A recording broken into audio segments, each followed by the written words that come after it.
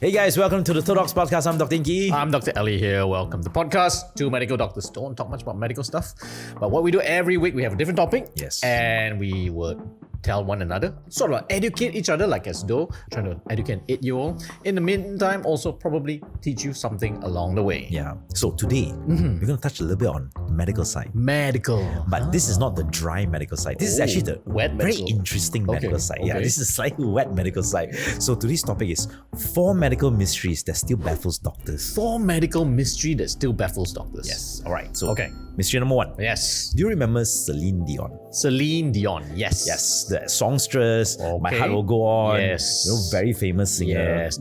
She sings well in English, but she cannot speak English. Yeah, she's actually French Canadian. Yeah, she's French Canadian. Yeah, then that's the first language, and she couldn't actually speak English until she was like 20 plus. Yep. All right. So, talking about Celine Dion, do you know what happened to her? She got married. Yes. Uh, Husband passed away already. husband passed away, and then now she apparently is very cachexic, Yes. and she has a mystery illness. Yes. Which correct. I think you're about to tell me, and I forgot. Correct. Yes. Correct. So she has this mystery illness called the stiff person syndrome. Stiff person syndrome. Yes. So what? She's very uptight. Yeah, she's super uptight. Yeah. So in stiff person syndrome, it's a very rare medical Is illness. it even real? Now, that's the funny thing. Huh. Medical doctors, right, Yeah. and researchers everywhere are still baffled by this particular illness because they're not sure what causes it. Okay. They only know that it occurs in 1 in every 1 million people. 1 in a million. 1 in a million. All right. So the CDC assumes it's 1 in a million. Okay. But Could be documented, there's only a couple of thousand cases in the world All right. ever. All right. Stiff Person syndrome. So what it is over time, someone's joints suddenly become stiff. Okay. It can be just one joint. All right. It can be multiple joints. All right. All right. But eventually it gets worse over time. The person will be immobilized. The person will have stiffness in the upper and lower limbs, and the person get locked in. So it's like a lot of lock-in syndrome. Imagine being alive but unable to talk, unable to move. It's like you're in a perpetual major case of tetanus. Yes, it's a major case of tetanus. You're in a coma. It is like as if you're trapped in a body that cannot move. Exactly. You're in a coma that you can't move. And the problem is you get involuntary spasms that can last from minutes. Spasms can last from minutes to hours. Wow. And Okay. these spasms are painful. Painful. Because they are not just regular small spasms that you get after exercise. These are very serious major jerks. But it's not a epilepsy. It's not an epilepsy, and a lot of times once there is spasm, it contracts to the point where it hurts the person, where there is skin blisters appearing. Wow. Now, why it happens, scientists are still postulating. Don't know yet. They don't know yet, but they attribute everything to an autoimmune problem. That means your body attacking yourself. Okay. Right? Now, what they attribute this is a particular thing called glutamic acid decarboxylase, GAB lah. Okay, GAD. All right, GAD. All right. So GAD produces something called GABA, Okay. which will inhibit involuntary movements. Yes. That means that so your body don't simply jerk on its own. Yes. Lah. Okay. But the problem is your body now is producing antibodies or something to fight against To destroy that particular inhibition. neurotransmitter. Yeah. Right now means that your body is just twitching for no reason and spazzing for no reason. Okay. And now you know what's the worst part? There's no cure. No cure. But There is if it's zero autoimmune, why not high dose Yes, antioxidants? exactly. or So something? you can give. So now, few of the treatments are Right, this. right. Few treatments is number 1, you give benzodiazepams. Okay, you knock Right? them out. You knock them out. You knock out all their senses, sleep. all their muscles and everything. But the problem is you're sleepy all the time. Yes. Right? Which is also miserable. Which is also miserable. So half the time you're or most of the time you're asleep. Okay. Secondly, you put them on high dose painkillers. Which All right? is bad for Which your kidneys again and is bad liver. for you. All right. Third of all, there is immunotherapy, but none of them are proven to work.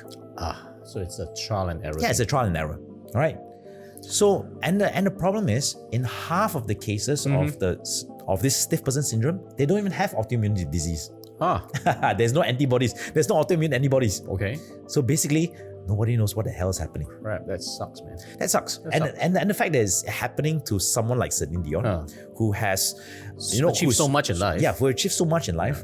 Right, who have really lost her husband recently. Yes. Right, have 2 kids to raise. Yes. And she's only 55, Yeah, she is. But She's very young. But she looks very old. She looks real, Yeah, she looks right? real. Because She's 70 plus. because it's really eating her. Alright. So it's one of the medical mysteries that we are still not able to solve. Stiff person syndrome. Right? It's a very rare thing. Super rare thing. So if you ever want to run away from work, try 1 in a million. Try the 1 in a million. No, but if you want to run away from work, right? There's another disease that you can actually. New disease. All right. Second one. How to run away from work? Disease Second number one. 2. Right. So this is a story. Okay. All right. This 35-year-old lady. All right. Suddenly complains that she went to the doctor. Said, "Doctor, there is parasites coming out of my skin. Parasites coming out. Small parasites that you can't see popping out of my skin and wriggling." People can't see. She can't see. She can see it. She feels that she can feels see it. All She right. can see it and she can feel it. Okay. And she said there's worms crawling out under my skin. All right. All right. Now this is called Morgellons disease. In Morgellons disease. So some places we call it, cocaine overdose. well, the problem with Morgellons disease, right, is right. Only she feels it. Only she feels it. No one can see it. Yes, no one can see it. And she and she claims that there's worms crawling or parasites crawling under her skin. Right? It's like they're wriggling there the whole time. And the problem is when you do a skin biopsy, there's nothing there. Okay. It doesn't reveal anything. Up here? Yes. Yeah. So they attribute it to psychosomatic. All right. That means that this You person believe it's so strong? exactly. It's there. This person has some sort of Watching too anxiety. much of Stranger Things. Yes, likely watching a lot of horror movies. Right? Because they do show those things crawling out of your skin. Yeah. Correct. Now again, Morgellons disease. There's no cure, But there's a name for it. but there's a name for it. Funny Disease enough. number 2. If you Right. feel you got a lot of kutu, you lose friends too. And the thing is, Morgellons disease is more common than what you think. Okay. It's 4 in every 100,000. 4 in every 100,000. Yes. Okay. So I get in it. 2019, right, there's 14,000 cases being diagnosed as Morgellons disease. Now I can attest to this, right? Because I deal a lot of people with hair, and they will tell me the same thing, that they can feel something crawling on their head. After pre or post hair transplant? No. Or any time of the day? Just any time of the day. These are usually patients who don't need a hair transplant. They're basically just, they've got maybe a little bit of dandruff issue, but they'll tell me that there's something crawling on their head. Undiagnosed Morgellons disease. Maybe. There you go. It's more common than we think now. Yes, more common. It's 4 in every 100,000, which Now- is a lot. Yeah. It doesn't help that, some advertisers also show things which Show are things crawling. wriggling, right? Yeah. Well- But when we scan, right, absolutely there's nothing there. Or maybe these people, right, have heightened senses whereby they can feel the mites crawling on their skin. I think they can just feel the hair moving up and down. That's Maybe, all. Yeah, maybe. That's all. Maybe. Okay. All right. Disease number 3. Disease number 3, and this one baffles a lot of people. Okay. Now, in Taiwan, a few years ago, there was a 12-year-old boy, all right, and this 12-year-old boy came with blisters, all right, red blisters all over his body. So it's something real. Yeah. So he went for a swim. Okay. He came up with blisters. Then he went to his doctor. Okay. All right. Doctor thought it was an infection, gave him some antibiotics. Naturally, it disappeared after the antibiotics. Okay. All right. But however, over the course of the next 10 years, this particular blisters and redness kept appearing on his skin. Same spot. Same spots all over his body, basically, right from top to toe. Now, and he feels that he itches before the blisters start to appear. Okay. So he was always been on antihistamines, right? So at 22, he couldn't take it because he has been to multiple dermatologists, He's multiple fed up, doctors. He's alright. fed up. He went to a professor of dermatology and said, "Hey, help me, Okay. Every time I sweat, I go for a swim, I go to the beach, all this redness start to appear. Now, the professor, of course, again, was thinking probably some sort of Mites or infection. Mites or infection. But he decided to run a simple experiment. Okay.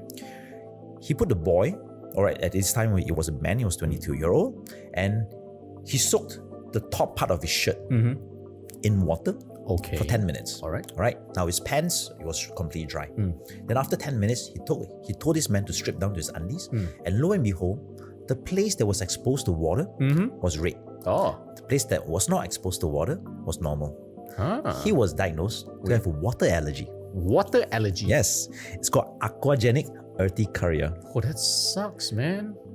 Imagine, You cannot shower. exactly, imagine being allergic to one of the water. most common stuff in the world, which is water. So how he cleans himself? Alcohol swab. So that is the problem now. Huh.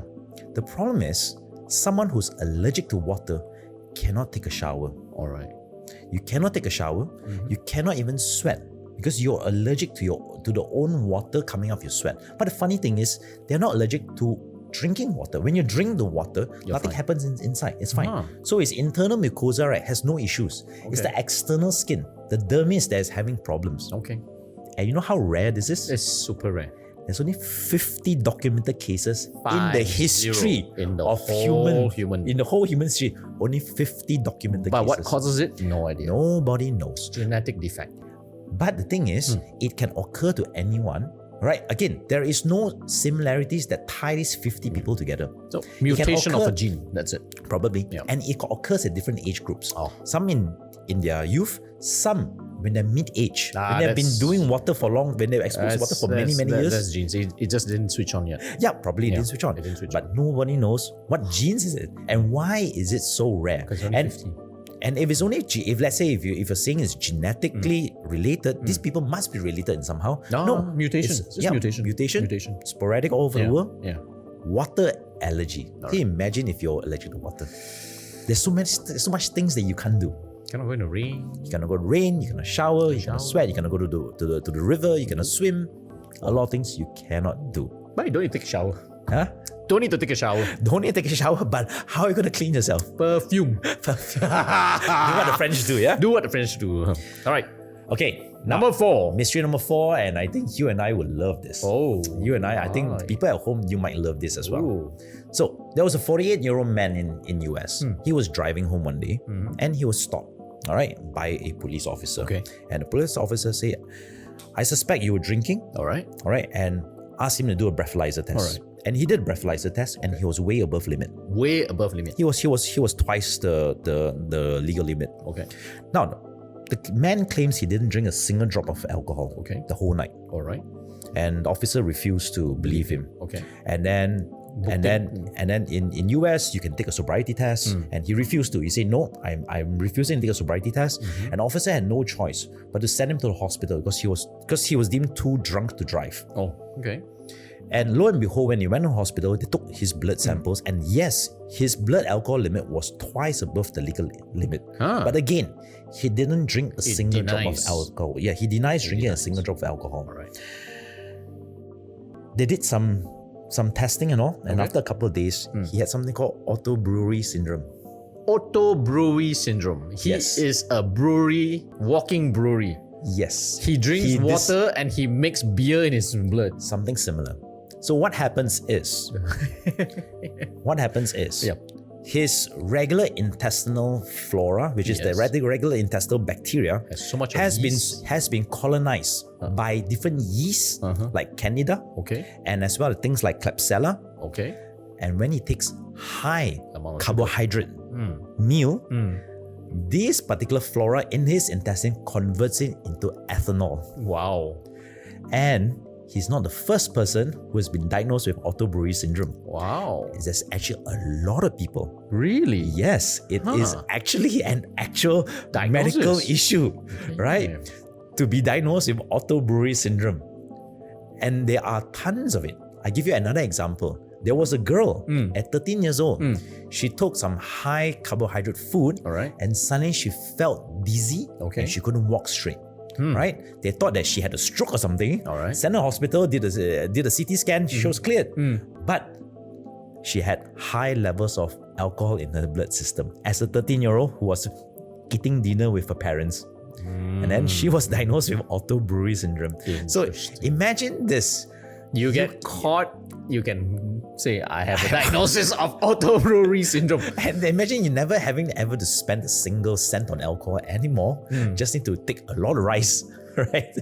And then naturally you get drunk within minutes because the amount of all these fungus and bacteria in your intestinal tract just converts it immediately, and ethanol actually absorbs in your bloodstream very, very quickly.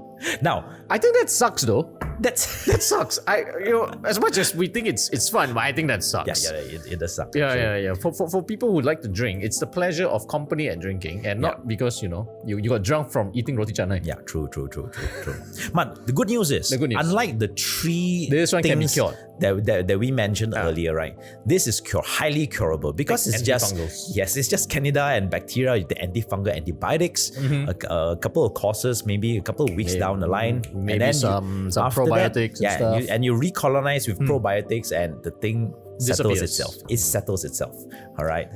I think for some people they might miss it. Well, some people they might miss it. Yeah, might miss it. exactly. So let us know in the comments what other medical mysteries that you have heard of that is unsolved. Really till unsolved. today. Oh, this is It's weird, really- man. this is weird. Some really weird stuff. Yeah, especially the last one is Where the interesting. world you get all this stuff from? The internet is full of wonders and curiosities. Right. So if you've heard of any other thing which are medically funny Yep. or weird, do drop us a comment down there.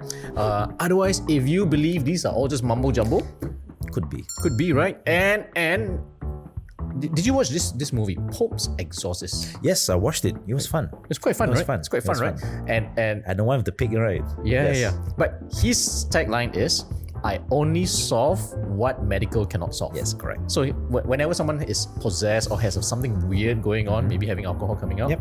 he will try to explain it and send it to all the medical side. And when he cannot explain, then he comes in. True. Worth a watch. Worth a watch. Russell Crowe. And I would say this is one of his best movies in I the would past couple say of years. he spoke Italian Oh true and my true. god, he was great. He was man. good, man. He was good. He was Anyway, actor. diverging too far. Coming back. All the medical mysteries. Any more? No, that's No, it for now. that's it If for you now. guys want more, I can bring more next time. All right. Till then, we'll be back next week on The Two Dogs with another interesting topic. Bye bye. Bye.